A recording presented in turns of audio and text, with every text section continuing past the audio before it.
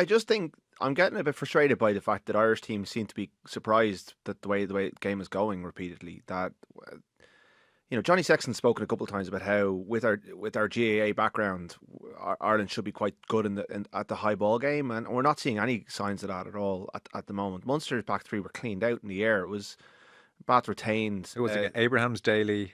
And Diarmuid Kilgallen, who was whipped at half time for a centre. And I really rate Diarmuid Kilgallen. He's a big, powerful athlete, the kind of athlete that Irish rugby is crying out for. And he just got no change and was whipped at half time for Alex Nankerville. I don't know. There just seems to be. I think Irish rugby needs a refocus on a couple of key areas. Like this line out thing is happening across the board, and we keep hearing excuses about why it's not getting better, but we're not seeing the solutions being put into practice. And Byrne was very generous to his teammates. Yes, his calling was part of it. And like, I don't know what you're doing putting John Hodnett up at 2. He's probably the smallest forward you have. Maybe you're trying to show a bit of subterfuge against a coach who knows you really well and has probably analysed, he probably created some of Munster's line-out plays, but some of the calling was off, but so was the throwing. Diarmuid Barron had a poor game. A couple of players had the worst game of the season so far.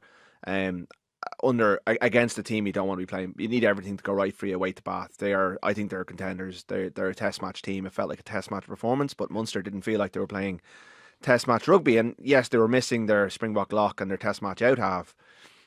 Plus Milne, who would have made a difference, and yes, they're missing. I don't think they would have ever planned to be going into Champions Cup games with John Ryan, a tight head prop, at the age of 37. But that's the situation they found themselves in. Yet the stuff that was in their control, they also didn't manage it well either. And I think it was quite chastening for Clayton McMillan. I think he's come over with knowledge of Munster, having analysed them, but I'd say he had he saw a lot of upside in this squad, but I'd say now, having seen what the level is, and we know Bath are not the best team in Europe, but they'll be one of them this year.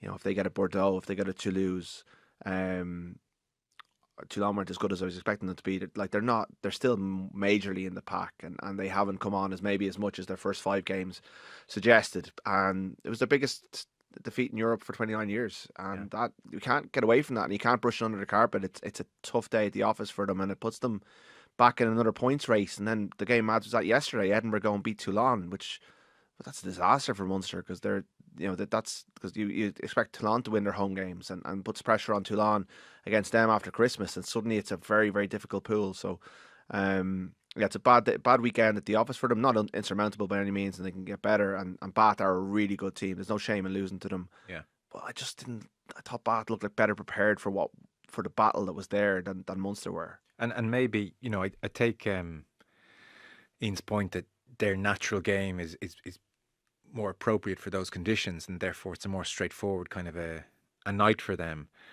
But like the overriding sense, watching at home, maybe I presume it felt that way in the stadium, and Ian come in this as well. And this is a basic point, but I just sort of I have it echoing post-November in particular. Munster, like too many of these Irish players, they just got steamrolled physically. Like it was just, if you didn't see the game, it was really wet. It was a shit show for the first kind of 15, 20 minutes.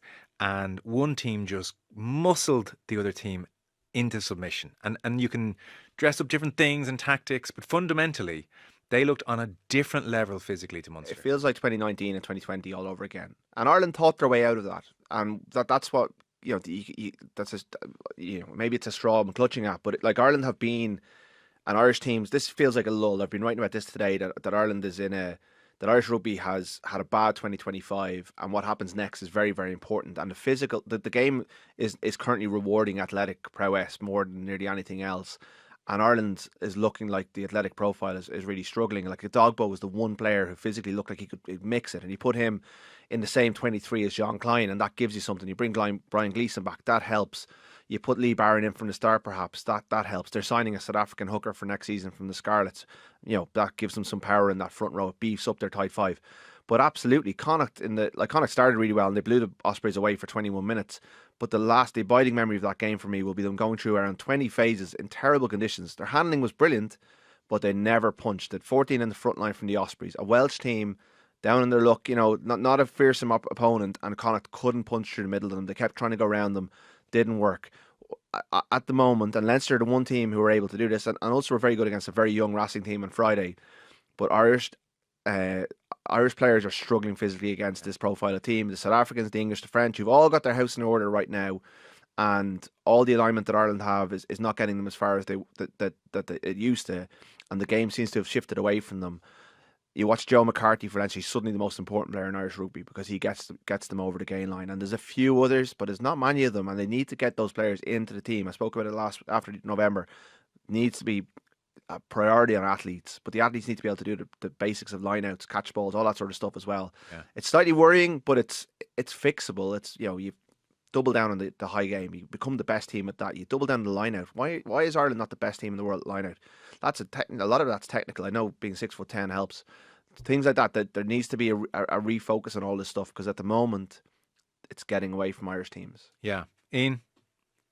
Yeah, I'd echo a lot of what Rhoda said. There's been a strategy change. What was working in 2023 is no longer working, and what was high on the phase count, looking to unpick the lock of the defence, moving the point of contact quite often with 3, 4, 5 passes, creating a mismatch in the wider channels, etching yourself forward, and then doing that across the pitch, working the short side effectively. You look at what the game is, where teams are being effective now. It's 5, 6, 7 phases. They're not seeing the picture that they want. They kick the ball away, or they go and they create an aerial contest. You've got Takir Abrahams coming up against Joe Cockanasinga in the air.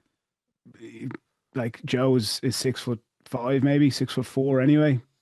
Abrahams is maybe 5'8", 5'9". So like you just have such a significant advantage there. As an oncoming player, it's nearly easier now because you've got more momentum as opposed to jumping up at the ball when you're stuck in the backfield. And that's where teams are conserving their energy in a different way than what we saw in the 2023 World Cup, in particular with the style that Leinster played, where it was nearly about aerobic fitness. It's not about that anymore. I actually don't think you need to be that fit to play the game. You just need to be really powerful and impactful. When you're in possession, you're bowling over guys. When you're clearing someone out, you're clearing them out miles past the breakdown. When you're tackling, it's an impact tackle, and you know that your team's coming in to counter ruck. And that's where Bath, you said it, Joe, looking at it, they just had that dominance in all those physical contests, because the players they're bought into that game plan. They're fresh, and they know that they've just got to give 100% in that particular moment. And in the back of your head, you know that you're not going to have to do that 10, 15, 20 times in that passage of play. You can empty the tank there and then. And so on that point there, you think it's more mindset as opposed to they're just beefier, bigger athletes? I think they've adapted to the most effective game plan quicker than what we have. Yeah. And I think, like, Joe McCarthy made a big difference for Leinster at the weekend. We really missed him through that November series. He's one of our like genuine power athletes. Everything he does, high impact. Where are you in that? Do you think it's a mindset thing and a tactical thing, or do you think actually we're just lacking the cattle? Well, I think we've fewer cattle than the nations we're trying to keep pace with, and probably not as natural athletes as comes through those systems either, and not as diverse an athletic profile, because we get our players through a very narrow funnel of largely from private schools in South Dublin or in the greater Dublin area. So that is always that has its limitations, and the RFU's inability to kind of extend the recruitment beyond that is, I think, a challenge. I mean, Ireland have folded the Sevens programme this year just as it was starting to produce wingers like Zach Ward and JJ Kenny. So that was a way of getting players from non-traditional backgrounds into the system, and they've folded it. So there are ways of getting around it. Ireland's they were ahead of the game with footwork for a couple of years. Players were footwork close to contact, changing that point of attack. Caelan Doris is brilliant at it. Dan Sheehan is brilliant at it. And if you get the best Irish players out there, there are still very, very good athletes who look a bit fatigued after the Lions, or still kind of coming to terms with the season. And the Lions is definitely a factor in why certainly Leinster and Ireland are behind the 8 ball.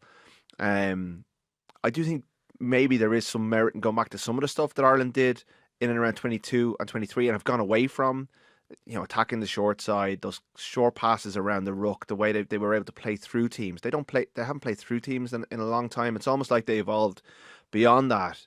And now I wonder if they almost need to go back to some of that stuff, because it was one of the reasons they were able to turn the tide in this. And then with the aerial stuff, I mean, Ireland brought in Brian Fenton for one day last year during the Six Nations, and they're still talking about the impact that he made. There is no shortage of coaches who are able to coach high ball work in this country. And there's a lot of GAA coaches out there who you could bring in on a consultative basis, and make the most of the fact that this is a strength that is coached in this country, and work with the high ball stuff, because you can see with Ireland, and it's not filtering down to the provinces. They're actually in the backfield. They're standing 3 or 4 meters back, and they're running into when the ball is kicked to them. They're running and catching the ball up above their heads, and the provinces haven't gotten onto this for some reason. But you saw it with Hansen winning the ball over his head, Lowe goes over his head now, and Ireland weren't cleaned out in that area in the way that Munster were on Saturday. So that's an area I think that's you can adapt to that quite quickly, and you can get better at that without producing bigger, faster, better athletes. Sure, it would help if you had Israel Folau, but they can all get better at that. So a lot of this is coachable. Some of it is the limitations of the athletes that Ireland have, and the reliance on players like a Dogbo. Jack Boyle was really athletic and powerful on Saturday. Yeah. Porter can get back to that level. Furlong still wins collisions. There are players who can do it, not as many of them as you would like, but there's other things, there's other strategies you've got to make the best of what you have, and you've got to try and get the teams that you're playing to play your game rather than play the game they're playing. And part of that is just win your own line out. Don't knock the ball on. Don't give them scrums. Don't give them ins. Yeah. If you control the game, then they will start to look ordinary, and make them do the things that they're not as good at. And Irish teams are not dictating the terms at this stage. Ian, just one last quick one on this tangent. This is quite a difficult question to answer. Like the escort line law change has prompted this big shift or exacerbated it. Would you be fairly confident that 2 years out from a World Cup, that this style of rugby, this aerial game, this kind of physicality, that is going to be the in vogue style at the next World Cup, or is it very hard to predict? No, I don't see it changing significantly. Okay. And it's not just this aerial contest; it's what happens off the back of that. 1 in 3 aerial contest results in a scrum. That again suits the power team. And when I'm saying what's working, as I've discussed already on the pod, I'm not necessarily saying that Ireland need to do that and copy it. Like, if you're a copycat, you'll always come second. But where I'd like to see Ireland getting back to, you think to the South African tour and the 2 tries that we got, bit of deception at the line, how the forwards and backs are integrating. You're forcing the defensive players to make decisions at the gain line. We didn't really see that, bar like a small bit in the Australia game. We didn't see it enough against South Africa and New Zealand. And that's where our point of difference has been in the past, where as Rudd touched on there, we need to be the smartest rugby team. We don't have naturally as big athletes. Like, you look at Miafu for Toulouse there at the weekend, 150 kilos. Even the likes of Van der Mesht, who Northampton have signed, another second row, 150 kilos. We're not going to produce these kind of athletes. But what we can do is control the controllables. Are we the best passing team that we can possibly be at the moment? Do we have the best footwork? Can we be the best airily? Can we be the best team at giving our players genuine opportunities to get up and compete in the air? Because we're not actually doing that. We're not doing the basics of the game well enough that we can control and we can do well.